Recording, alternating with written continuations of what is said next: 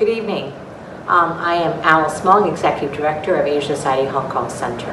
I am so delighted that you all can join us this evening for tonight's global book launch on Writing Nara Yoshitomo, a conversation with Professor Yeewan Koon of Hong Kong University and with our wonderful moderators, Elaine Kwok from Christie's and Asia Art Archives, Alexandra Seno. I wish I could be here tonight to personally welcome you for tonight's conversation. Unfortunately, I have a prior engagement. But thank you for all being here in person and for those of you online viewing this program.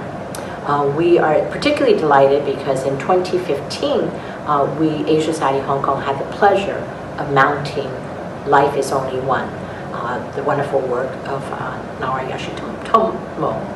And that exhibition was the first major solo exhibition of Nara-san's work in Hong Kong. And we're really grateful for all his help to make that exhibition happen. So it is really fitting that tonight we have this book launch of the first ever monograph, a major work by Professor Koon to talk about focusing on Nara-san's immense body of work. And thank you for being with us here tonight. And those of you who are online, please check out our programs. Moving forward, we will continue to do programs online as well as offline. And please check out our exhibition for those of you who are coming in person, currently running our gallery and also in collaboration with the Hong Kong Art Gallery Association. We look forward to seeing you this summer for a variety of programs, both off and online. And we look forward to welcoming you back to Asia Society in the near future. And enjoy this evening and enjoy the conversation. Thank you.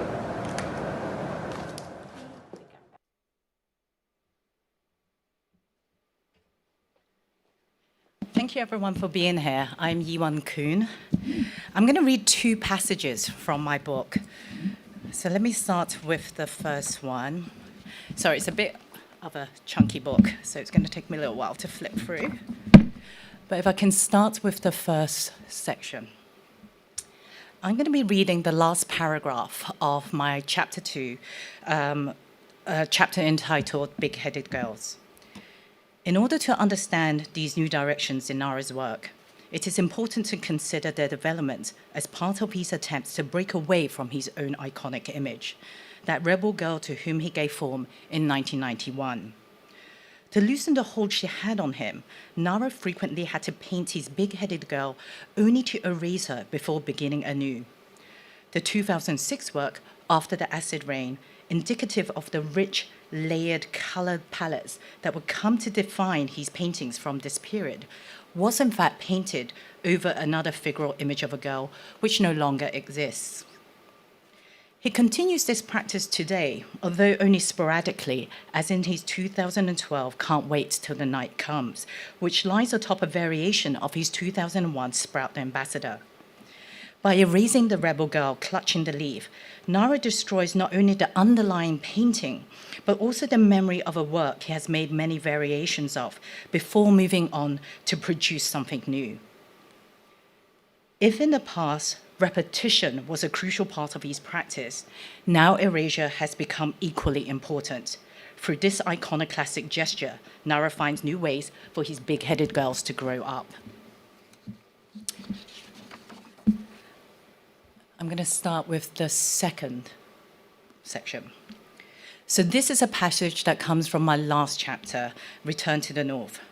Recently, Nara has been traveling more and more, trekking to remote villages, spending time. If you can start the scroll of the screen, please. Remote villages, spending time at Shigaraki making ceramics, and visiting Syrian refugee camps in Jordan. On these trips, he seldom thinks about his next painting or sculpture, taking only his camera and a pen to record his thoughts. There are at times travels made without aims, and at other times trips devoted to issues that lie close to his heart. Collectively, they're given the space to process how, as a career artist, he can maintain a balance between his private internal world and his desire for meaningful social connections. His latest work reveals a greater sense of freedom, a loosening up of an artist who is at heart a very private person. He has become more open about being vulnerable, recognizing the fragility of life and of aging as he contemplates the value that matter most to his art. He paints with greater patience, although never sacrificing the pleasure of spontaneity. And he speaks up against war and nuclear power with a political voice that has always existed, but has gained new resonance. His canvas bust portraits have reached a level of maturity and confidence, which means they may be on the verge of new experimentation. I'm going to end with Nara's words. For Nara, quote, "Creating is not about exhibiting. It's true that this is what ends up happening, but for me, continuing to paint is the torch that lights my existence. I want to wait until the stars come out at night and howl like a wolf." Thank you.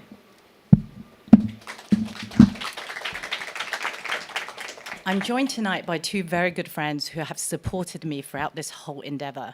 And this was quite a challenging book to write, so I owe a lot of thanks to these great friends. And they'll be joining me tonight on stage, so I'm really looking forward to our conversation as well. So if I can invite Alexandra, Alex Seno, and also Elaine Kwok to the stage, please. Thank you.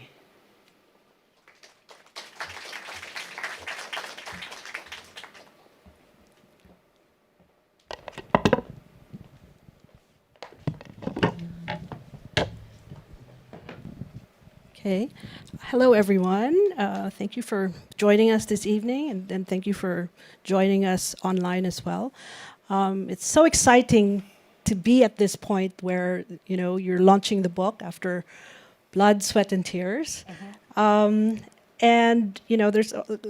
I want to start with a question of how you became involved in this book. So, how does a scholar of Qing Dynasty painting end up writing a book about a contemporary Japanese artist? It does sound like a stretch when you put it that way, but it isn't actually that much of a stretch. The way that I was trained in Chinese art often involved, I had a great professor, and he was this very bizarre person brilliant mind, but I mean, we will do classes where one day we'll be spending 6 hours looking at a painting, and the next day going to African cave paintings in order to understand Chinese bronzes in order to get to Qing porcelain. So the idea of making a jump from Qing paintings to Japanese art is not actually that hard. But more importantly, being trained in Chinese paintings is very much an invitation for audiences to complete the experience of looking. And as a writer, as a scholar and as a writer, I find that what I do is I use words to try to complete that experience of looking. And really, I just apply that same idea when I'm looking at Nara's work. And it works very well for him, so not too much of a stretch. Okay, but how did this happen? Like, how did you meet? Yes. How did I meet him? Also, well, yes. I met him here at ASHK Society. In Hong Kong. In Hong Kong. I met him at this particular site, and it was because of the exhibition that he did that Alice was just talking about. And I was invited to write an essay about his photography.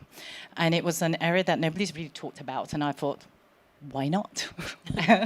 And I did, and I ended up writing about his photography, which was a lot of fun to do.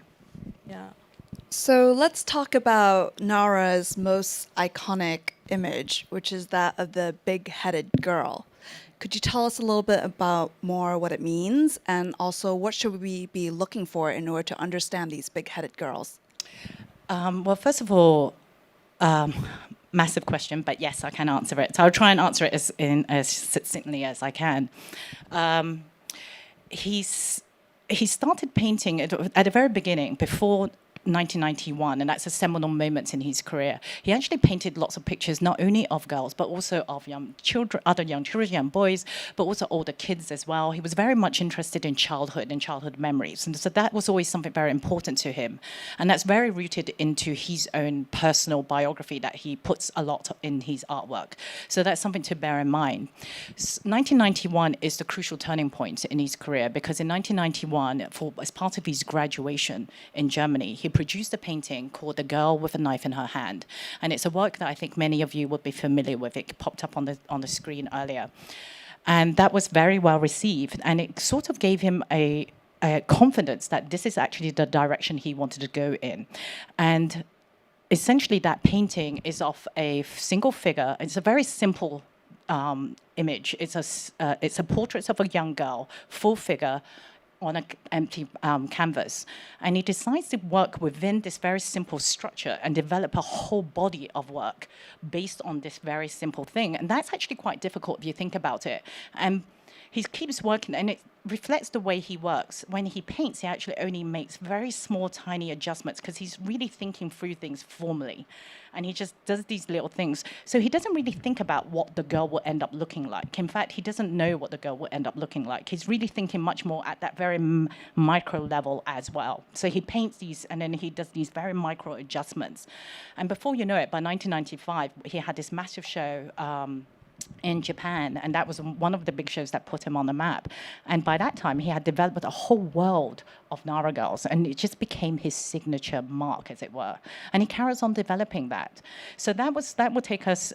And in 2010, he carries on developing that, and how it switches and changes the girl then. He actually has to fight with her in many ways, because that image of the full figure with the bold outline was almost becoming too strong a personality. He kind of tussles and struggles with it. And he struggles with it by developing he tries to find new ways of developing a new kind of girl. And you see within 2001 to 2010, a lot of that struggle and challenge that he does in trying to find a new image of a girl that emerged. And eventually she emerges. In some ways, she almost grows up. And she becomes this half-bust image of a child figure, which by the time he gets to 2011, which is another crucial moment in his career, it all comes together.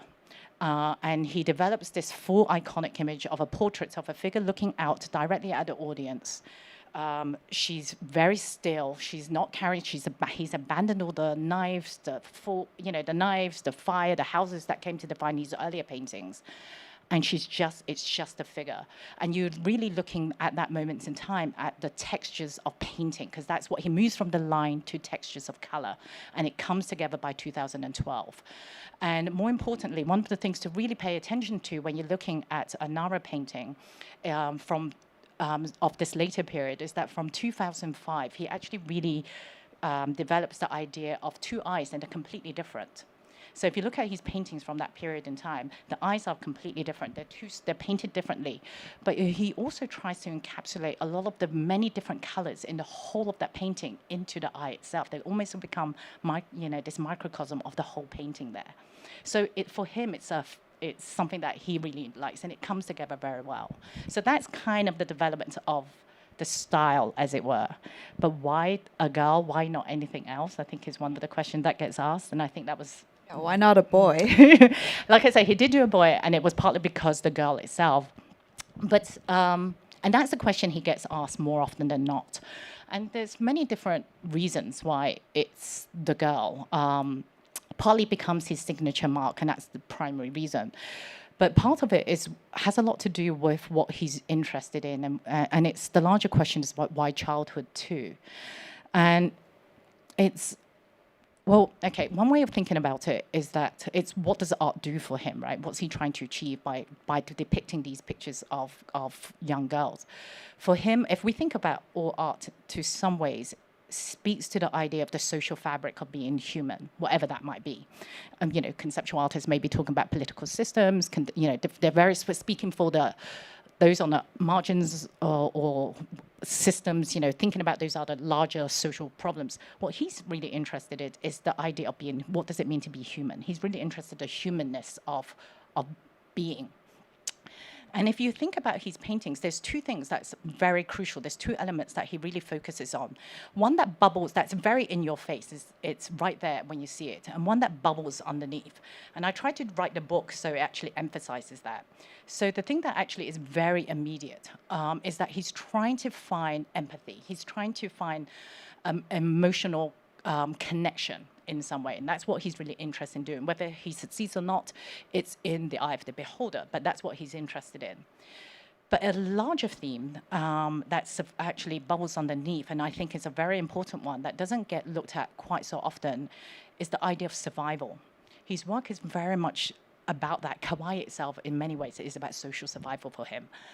And what connects those two things, both empathy and survival, is actually vulnerability.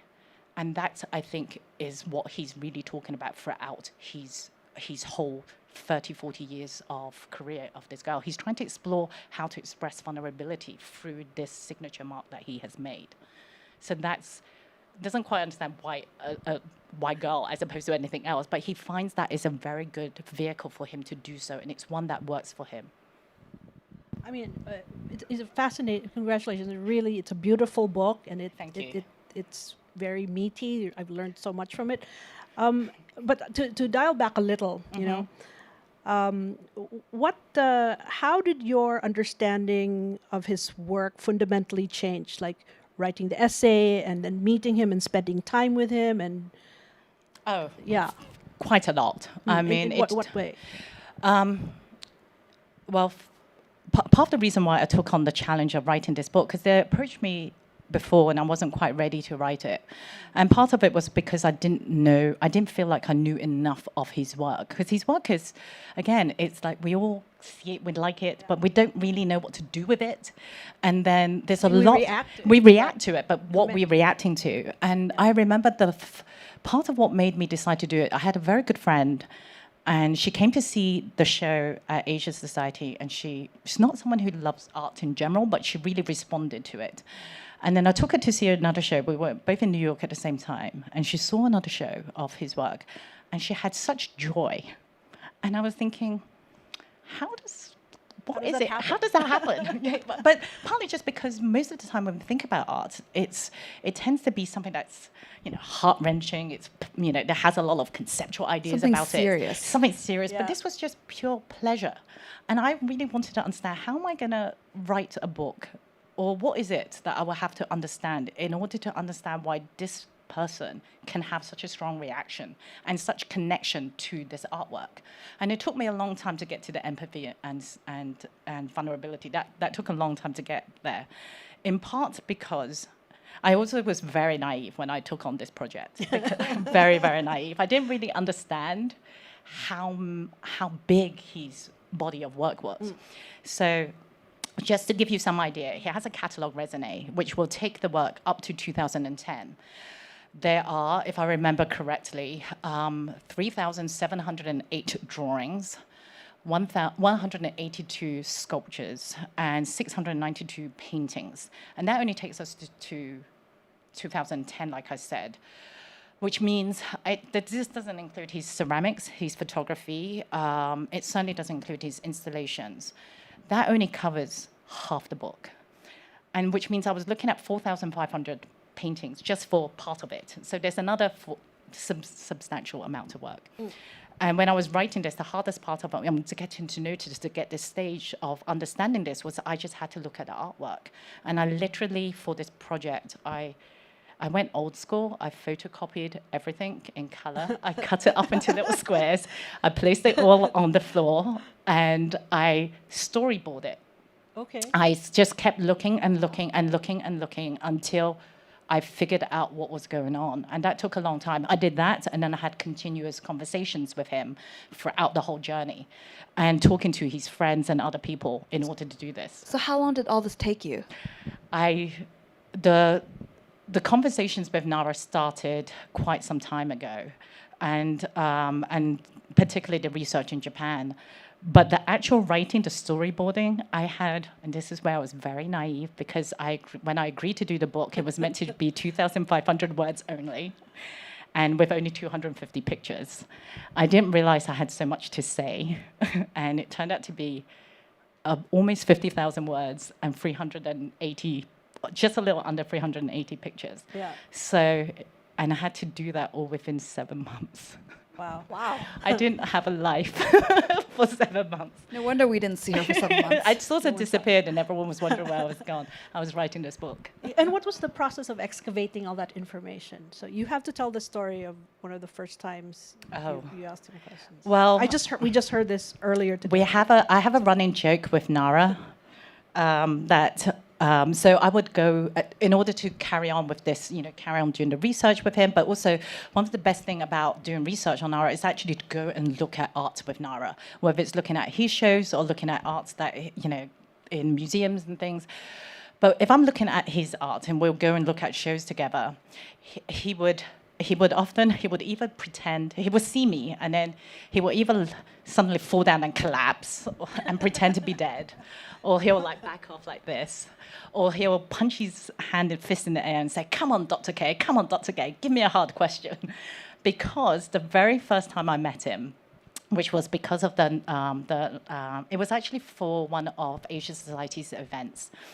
I had to interview and do a conversation with him, and I met him, and we were just going to go over the questions. And I met him after, it was a breakfast meeting, met him during which, and apparently I had so exhausted him so much with my questions, he had to go back upstairs to take a nap, and he cancelled all his meetings for that day. So he famously so now even sometimes during this whole process, he would just look at me in fear. And I was going, what is she going to ask me next? Because I would always ask him questions that there was sort of left field question. He didn't understand where I was coming at. But he also, our process was great because in that sense, because it was something so left field, because I was coming from he wasn't sure what to expect. It actually meant we developed a very good rapport in we had to communicate better. And he really trusted me. He would just let me do what I wanted to do. So actually in the book itself, I talk about the artworks that I don't think worked. I do talk about the artworks where I think he wasn't perhaps the most honest and sincere, because actually what makes Nara's work is his sincerity. And he's very open to that. He's like, judge away, do what you think is right, and he will let me write anything. There was only one project he wouldn't let me write about, and that's something that he's working on. He did a photography trip to Jordan, and it was of the refugee camps, and he wasn't ready to share that. He said emotionally he wasn't there yet. And they're great photographs, so at some stage we'll see them, but at this moment in time, they were the one project I really wanted to include I couldn't include. So I had a question about Nara's identity as a Japanese artist. So how does he fit into the culture of 21st century Japan? How does he relate to all that? And also, on the flip side, how is he a universal artist? How is he perceived in international circles? I think one of the things, oftentimes, again, that's one of those questions, like what makes him Japanese artist, right? And I think he draws a lot on his experience in Japan. He's very connected to where he's from. In particular, right now, where his work is at, he's very much connected to his northern roots, his northern identity. It's very meaningful to him. So he brings out a lot of that. And it's about some of his most interesting work at this moment in time, because he's really invested in that's part of his identity. So he brings out, I would say, his personal biography. But if we are thinking about, slightly much, what makes him more Japanese than, say, something else, oftentimes that question fits a lot of artists, and an artist he often gets compared to, say, like Murakami, is that if you were to look at him only through those lenses, you may find yourself somewhat limited by what his work is doing, because he doesn't create cultural codes or he doesn't create pictorial codes about his cultural identity. He doesn't play around with that. He's not doing these kawaii girls because he wants to talk about being Japanese. He wants to talk about emotional empathy. So if we are only to think about them through that lens of, how's he playing and flipping around that Japanese identity? He doesn't do that. So you will only get so far in understanding his artwork. And so part of this book project was really to try and say, if that can only take us so far, because that's often the lens by which he's often written about what next. So that was part of the challenge too. And what about as a universal artist? How does he fit in with the...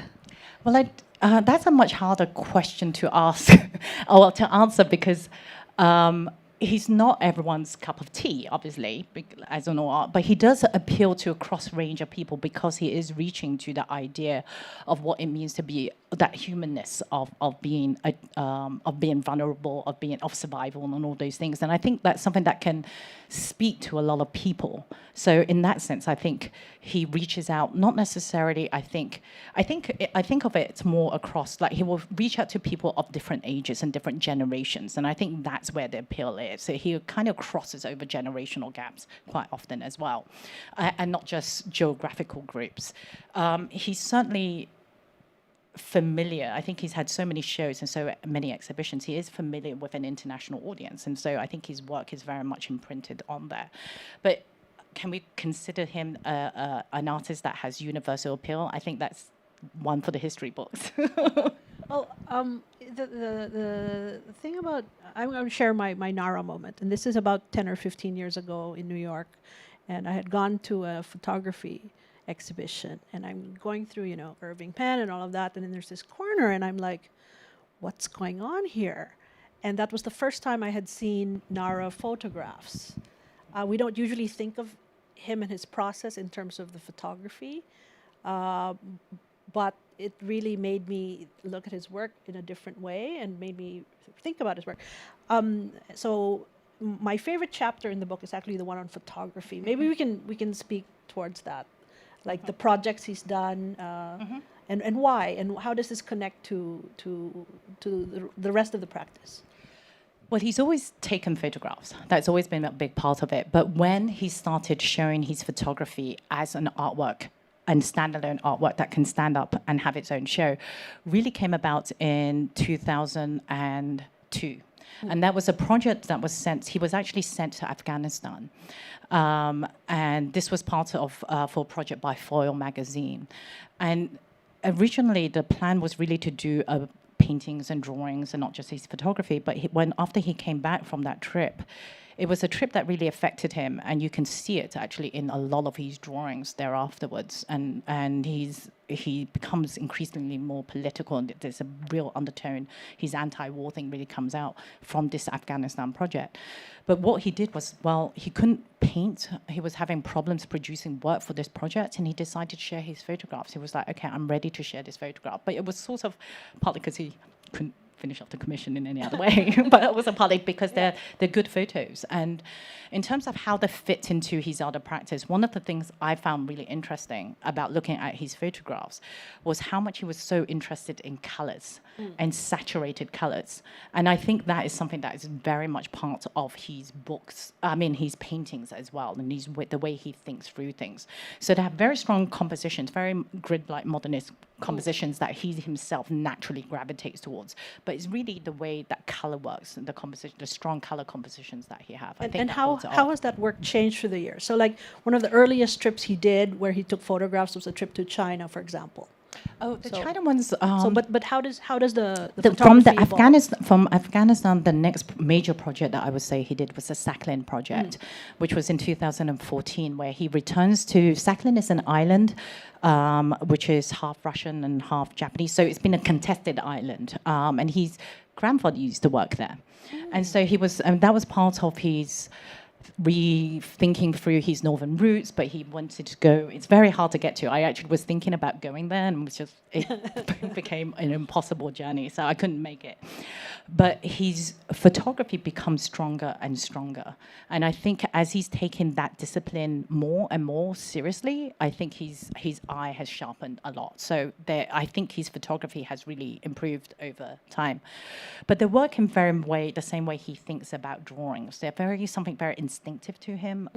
He's constantly he fidgets a lot, so he constantly draws, but he also constantly now photographs, and they become ways for him to create a memory bank of things that he can later draw on. And quite often time he won't draw on them straight away. It will be like 4 years later he'll look back at this particular memory, or he'll think of a smell or a tune that he related to him, and he'll go back to his photographs or his drawings, and then he paints them.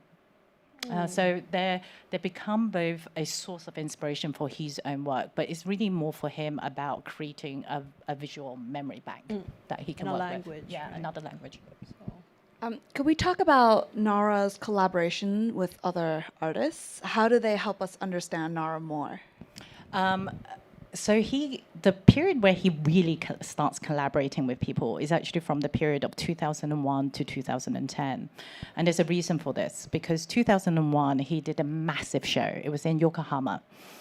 And it was an incredibly successful show. It was his biggest show to date. And it was a risky show for Yokohama because they've never actually had a show of an artist like Nara. Because at that moment in time, he wasn't as well received by the art establishment. He suddenly received a lot of criticism as well. I mean, he was also well loved, but he also received a lot of criticism.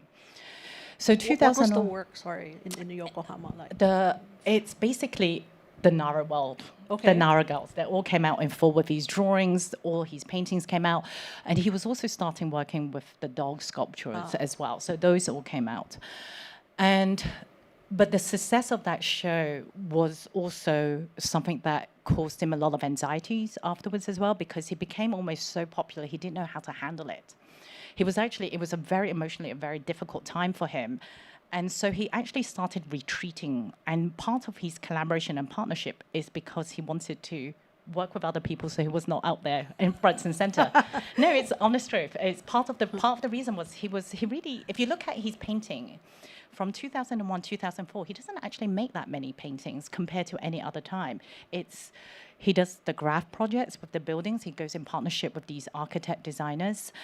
He does this project with David Shrigley. He's done a project with a former student of his, Sagita-san, and that was a kind of fun one.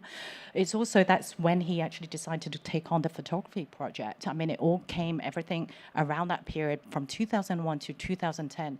It's about him experimenting with lots of different mediums, but also experimenting with working with other people.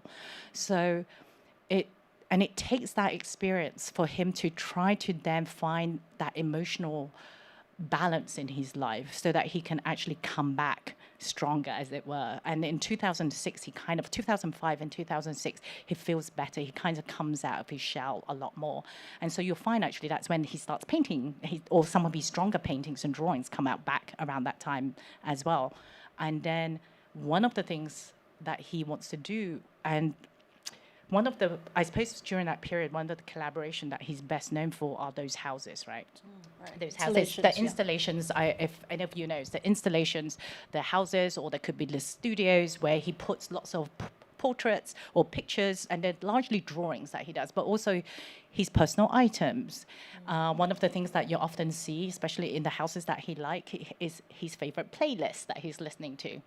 And what he's trying to do is to try, and again, it's to do with the success of the big-headed girls. He's also trying to get his audience to understand him, who he is as an artist. That's what all those houses are about in many ways. He's trying to put what inspires him, what makes him there.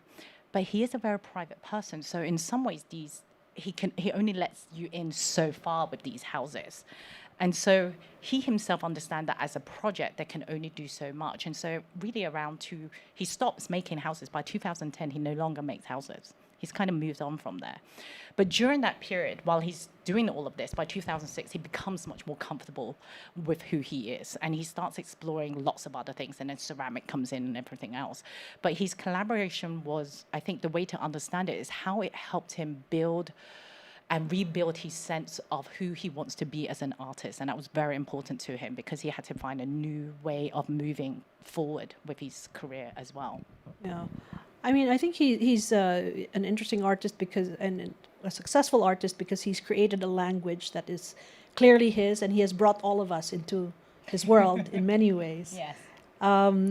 Some of my other kind of favorite works in his world are the ceramic works, actually. So I want to ask you about that.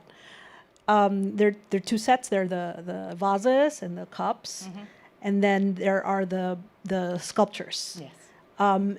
And it's kind of interesting that you also talk about how he makes his work as a way of working through his own anxieties, his own questions about the world. Yeah, I mean, How does the ceramic? What place the does it have? ceramics is so important to him. I mean. I don't want to make him sound like he's a ball of anxiety. He isn't. He's a really fun, decent person as well. But he is a thinker, and he does live in his head quite a lot.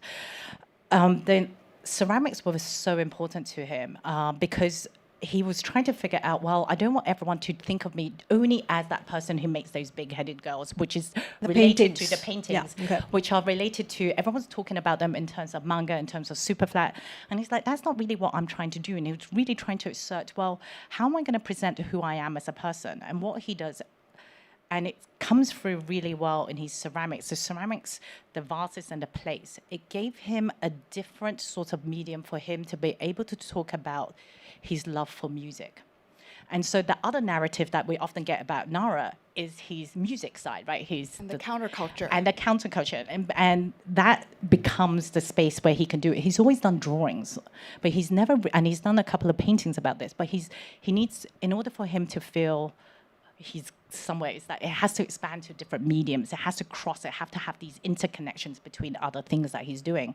So the ceramics, especially the vases and the plates, was when he start really going. He's like, okay, this is it, and that's when you see the explosion. That's when you see the lyrics, every single music he listens to, and all of those things. Those come out in full force because he loves music. But how do you get from music to pot? Ceramics. Okay, this is how it works. So part of it was that by 2000, so this is 2007. So by 2006, he starts getting much, he's coming out. He's finding himself. And then what happens is that he does this art residency. And it is this art residency as a ceramic village, which is in Kwok, just outside of Kyoto.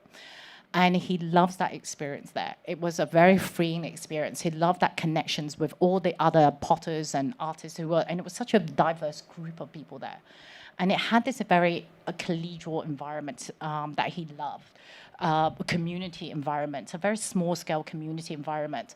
And what he also loved about that was that it had a sort of artisanal approach to all of it, and he kind of like that hands-on practice of what he was doing. But at the same time, he was also left alone because he would do his own thing. They would meet up at, for drinks or for dinner, and then they'll talk about the work. It was a great environment for him. And so it was just the fact that he loved being there, and he worked these pots and was like, well, what am I going to do with these pots I've made? I'm going to paint and use them as service. I mean, he literally count them as another type of drawing. He doesn't necessarily, he sees these pots as another surface for thinking about drawings. So that's what those pots are about. But what they also did was they introduced him to a medium and materiality that he really enjoyed working with, and which became really important to him in 2001. And that's the date that I keep saying that's another really important marker in his career, and for many Japanese artists, because it's the Fukushima disaster. And where Nara lives his studio is just outside of Tokyo. His home is actually in northern Japan. It's in Hirosaki, Aomori. Fukushima is the route that he has to pass in order to get home to see his mum. So as soon as the road opened, he passed that road, and he got home, and when he got home, he went with his mom, and he couldn't, it was something he couldn't work during that period of time. And what he did, he and his mom would deliver things that they had in the house that they didn't need to different villages. But he himself, he did a couple of paintings for auction, for fundraiser, but then he was asked to participate in these exhibitions, but he said no to them because he didn't feel like he wasn't ready, he wasn't emotionally, it was just too complicated time for him. It was absolutely devastated by the impact of it, and he did other little projects, some of which I explain in the book. But he had a show. He had to deliver work. He had a show in 2012, so he had to deliver his work. So what could he do? This was in Toyota, and it was a massive show that he had to do. And what he did was he did a residency in his old university. He decided he was going to work along with the students, and again, back to that small community that he enjoys, that environment that makes him feel very safe, but also this environment that he feels is very creative for him.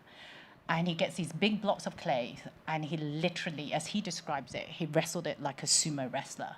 He just attacked that clay, and he started to shape this block of clay into giant heads. And you can literally see on these incredible heads, and he made about 13 of them, I think. They're massive, but he literally threw his body on them, and he almost as if he was painting and drawing on them. They're full of his finger markings and his fingerprints, and they're full of places where he's punched. But it was him. It was very freeing, and in fact, it was incredibly freeing for him because there afterwards, his paintings. That's when it clicked for him. His paintings. He's something. It sort of openly. It released something in him, and it was able to paint some of his best works. But it was a massive moment. So the ceramics was a very good point for him to engage with and thinking through a lot of his emotions and his practice as well. They're just amazing. They're massive and they feel very visceral. And you literally, at times, you can see his fingerprints. Because a lot of the things that he was dealing with was about legacy, about the fragility of life. It was something that was really on everyone's mind at that time. And I think for him, that's where these heads sort of also represent that as well. There's a monumental stillness to them. I want to see if you could speak about Nara's other iconic motif, which is the dog. We haven't spoken about that at all yet, the dog. So why the dog? What does it represent, and why not a cat? Why not the cat? Because he owned cats. He loves cats. Okay. The little girls dressed up as cats. Yes, that's right. But not the dogs.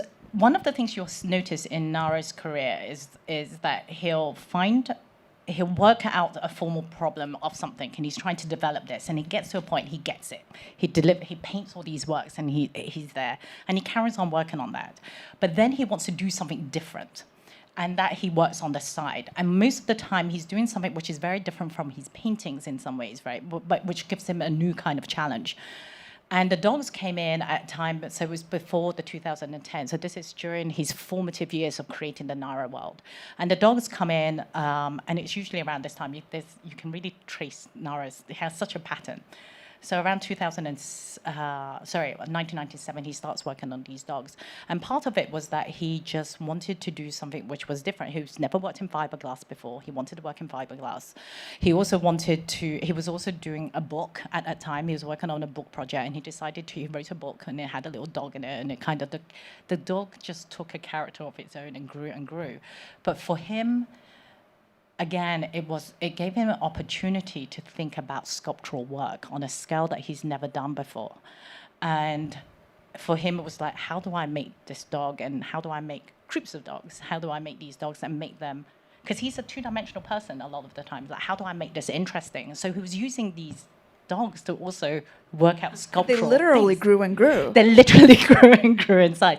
Part of thinking he does this, he scales up, because scaling up brings yet another formal issue that he has to think through as well. But the dogs became part of that particular practice, and then after the fiberglass, he sort of moved on to other things. Yeah. So you've been in the studio. What is going on there now? What have you seen? Tell us everything. He's very private. You don't get a chance to see his studio often. But you've been there. I have.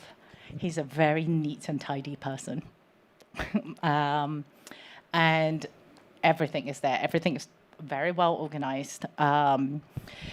He has, he's just a deeply organized person. And you realize when you're looking at how he's very methodical, because everything is so clearly organized. These are his drawings, and he has lots of drawings. And what he often has, actually, are scraps of drawings, sketches all around. He may have a couple of paintings, but everything's very neat and tidy. Could you tell us about his big birthday party? You were there, right? I was there. So Nara turned 60 last year. So that was his massive birthday party. And it was interesting, because I went to his 59th birthday party as well.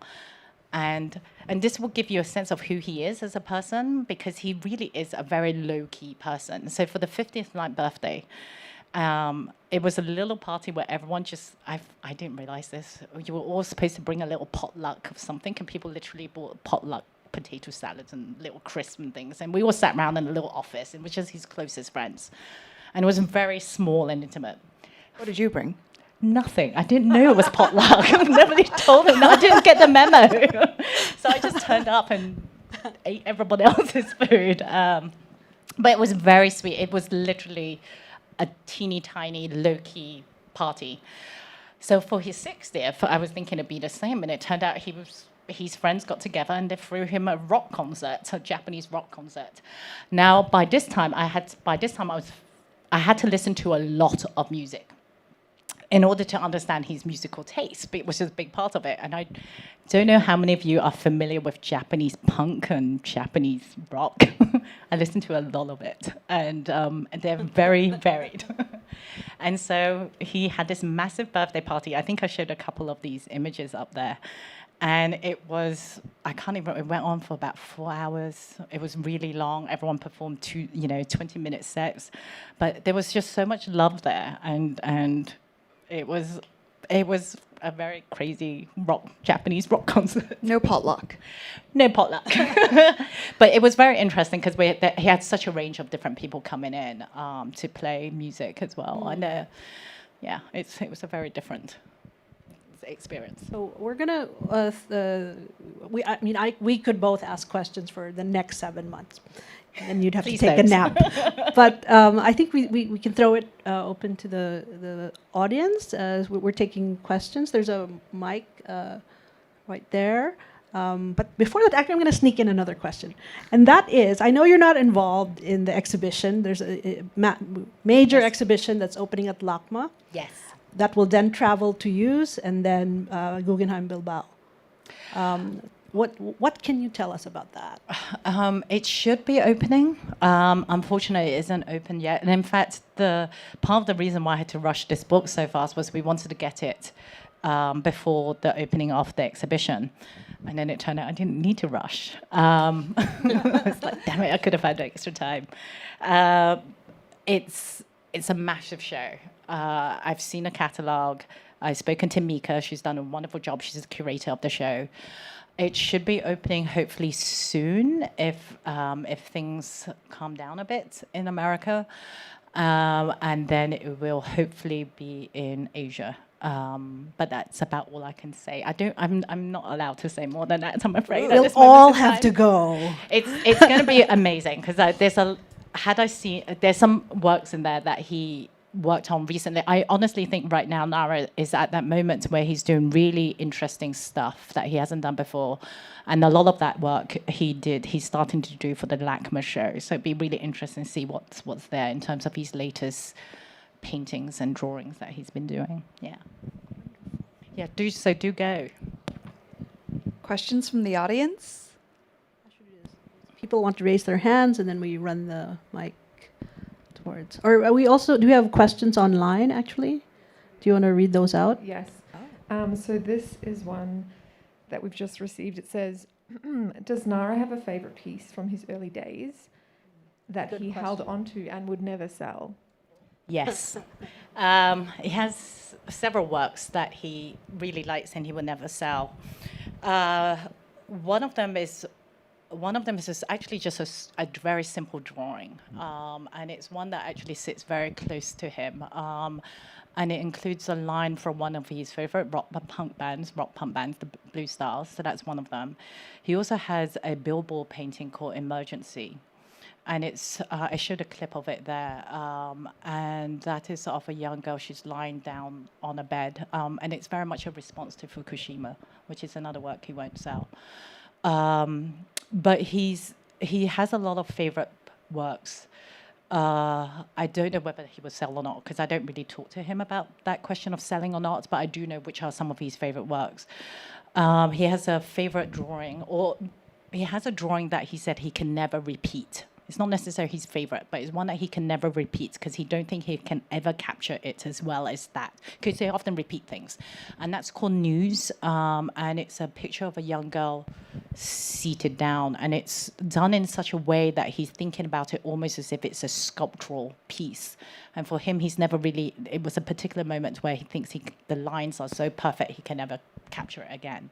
So it's in the book somewhere called News.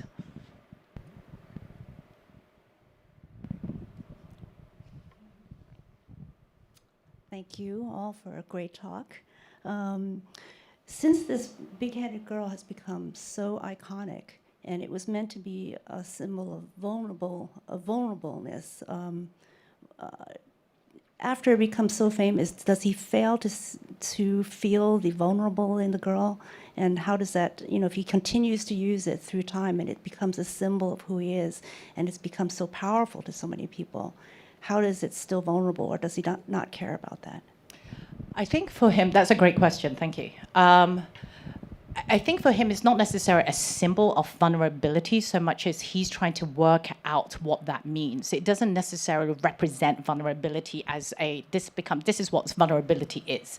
What he's trying to do within all of that is to work out some sort of emotion, the way he sees it. Let me go back how his practice works. He sees it a lot through a formal lens of painting and what paint can do and what color or what lines can do. What can art do in portraying human emotions? And for him, the human emotions that he often veers towards is that of that sort of line between both, because what is vulnerability? Vulnerability can also be that line between ambivalence of what is, that ambivalence of power, but also feeling not so powerful. And part of him is that line can constantly change. So there's actually a world of possibility for him. Whether then, if everybody claims it, does he then lessen it for him as an experience? I think that's why he has to keep trying to find new ways of expressing it in some ways. So you actually find that his style of painting, I know it will actually shift and change. And for him, while we may see these changes as quite minor, for him, they're very major shifts in the way that he thinks through the process. So you often find, so the shift towards punk and rock music shifts the depiction of the girl to a different kind of emotional connection with the audience. And then what he's doing with right now, which is really much more about returning to the North as a Northern artist, again, that shifts. So for him, vulnerability is always told through his own personal biography so much. It really comes from deep within him that it doesn't necessarily, he doesn't necessarily think that somebody can claim it off him. They can relate to it, but it's still ultimately his own biography that's imprinted on a lot of these works. Whether you see it as an audience, as a viewer, is a different thing. I'm not sure whether that answers your question, but I'm trying. Does he get sick of painting? The big-headed girl. The big-headed girls? Well, he paints other things. He does, not all when people talk about big-headed girls, we often think about it with the big, bold black lines. And actually, if you look at it, he doesn't actually do that many of those quite so much. And in fact, what he's doing right now is very different from what he did there. Yes, it still has the idea of the child ahead, but actually it looks very different from his early works itself. It doesn't have that same formal depiction that he had there. I mean, you don't It's not get as cartoony. He's moved almost. from he's. I'm trying to think of. It's hard to do it without an image next behind you to show you what I'm talking about. But he's moved from that cartoony girl, if you want to call it that, but the one with the big expressive lines, and You want the book? to something which for him is distinctively different. So does he get bored of it? No, because he still feels like there's a variety of ways that he can explore this. He sees this almost like a vessel from which he can do a million different things. So he doesn't really get bored of the girl. He does do lots of other things, though, I should say that. They're not necessarily just of the girls. I don't know whether you saw the one on screen. It had a Hitler head. He has paintings which is just of the Hitler head too, right? So they're not quite all about that. He does venture into different things. But right now what he's doing, maybe you can show, that's the one. Yeah, so this is kind of the classic one. That's the 1991 painting. That was the one that defined him. And then if we use that as, for him, this is a major, massive shift in how he's thinking through how does he convey emotion through his painting. He sees himself all through whatever tools he's using. And this is from what year? This one, I think, is 2020. No, this is 2017, I think. I could be wrong. Apologies if I got that one wrong. More questions?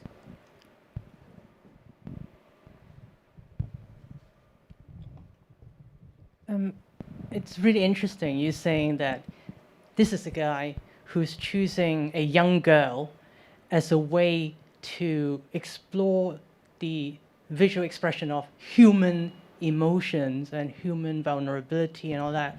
But to me, a lot of the big-headed girls they're very sinister and also very inhuman. I mean, the image on the cover of the book, she looks almost like, I don't know, an alien. And also it's a mask. It's mask-like. So how do you kind of bring those two together? That his humanity and what we see in his paintings. Well, part of that has to be everyone will respond differently to his paintings, without a doubt. Some people will connect with that at a level of vulnerabilities, others will not, without a doubt. To what degree then does that?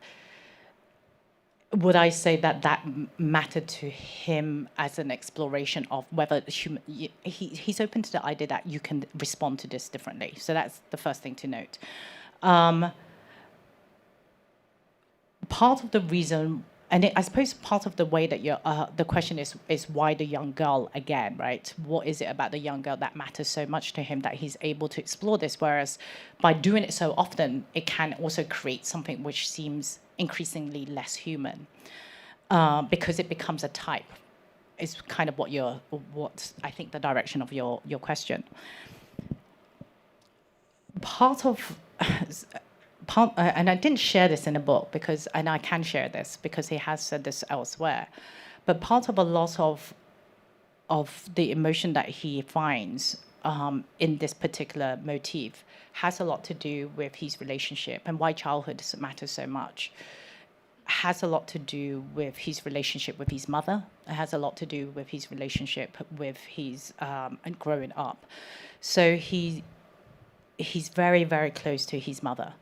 He's very close to his mother because, he was the youngest of three.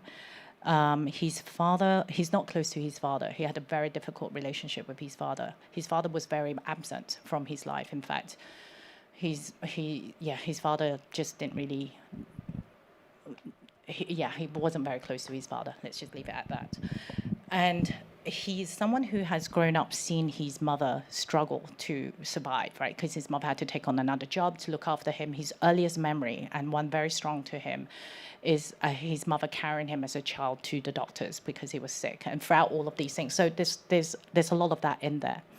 The story that I didn't share in the book, but it was actually, like I said, shared elsewhere, is that before he left for Düsseldorf to go to Germany, his mother drove him to the airport. And his mother shared with him the story that he actually had a sister before him, and the sister died of childbirth. And his name, Nara, is very much a girl's name. So at some level, there is this very personal connection that is always there in his work. And so the depiction of that girl in some part is about him, his relationship with his mom. All of those things matter. But part of it is that he does want to create a certain distance from that in some ways, because it always goes back. People will always ask him about those questions. And so in some ways, you're right in that they kind of create a distance from him, and especially with the later ones, there is something about it that there's a sort of emotional distance in some ways, if you were only looking at the painting as a singular work. But if you considered all of those things as part of his culture, his world making of these girls, they have some sort of emotional connections by the sheer fact that these girls actually grow up having their own sense of identity. They have their own sense of personality in them much more. They literally grow up in that he gives them names. They're now called things like Miss Margaret, Miss Spring. They take on an identity which he never gave to his earlier renditions of these images itself. So at a very personal, at an emotional level, I think that part is there. And it's fine if people don't connect it in that human, because we all understand human in a different way. What he wants to do in creating that sense of vulnerability, I think that happens when you look at a painting long enough. If you start looking at a painting, and that's what he's trying to do with these paintings, is that they really demand you to stand there looking close up and personal at them, because they are made up of layers and layers and layers of different colors. And as you start looking, the hair's painted differently, the body's painted differently. There's this incredible network and textures of colors that kind of trap you into, make you stand still to look at his work. And when you start looking at his work, you start creating a connection. And that's what he's looking for, and that's a human connection he wants. And that in itself is a vulnerability. It's not necessarily about the vulnerability of the girl. It is about the vulnerability of him as an artist, that he's opening it up. So he wants you to be in that moment and share that same moment of where he's standing making that artwork. Those paintings, in some ways, and when you see them up close, you'll sometimes notice, and I always say, look at the side of his paintings as well, because you'll sometimes see a different layer of color. So there's one color he doesn't like, which is bright fuchsia. And sometimes you'll see that at the side. And he paints that, and then he paints on top of it, because it's almost like destroying his own painting in order to find something anew. And it's a journey, a process with him. And that's what he wants to take you on. He wants you to see the process of making. And that in itself is kind of human connection. Okay, thank you, because that really helps me in a way, because I've always had a problem with a middle-aged man So almost adopting an alter ego of this. You're not the first one to have said that to me, but I mean, knowing him and he is such a lovely, decent person. He doesn't, he's a really, really kind person. So yes. I think that's a great note in which to conclude our talk. Thank you so much for that, Yeewan. I think for me, I've looked at so many Nara, certainly sold quite a few Naras, but this conversation in your book has really deepened my understanding of the artist. Thank you. My appreciation for the artist, especially. So we're about out of time. You can buy copies of the book outside for those of you who are here. I think Nara can, not Nara. Nara can't sign. Yeewan can sign them. And is it? Yes. So, yes, the books are sold out in Hong Kong, but we're so lucky that we have a few copies here this evening.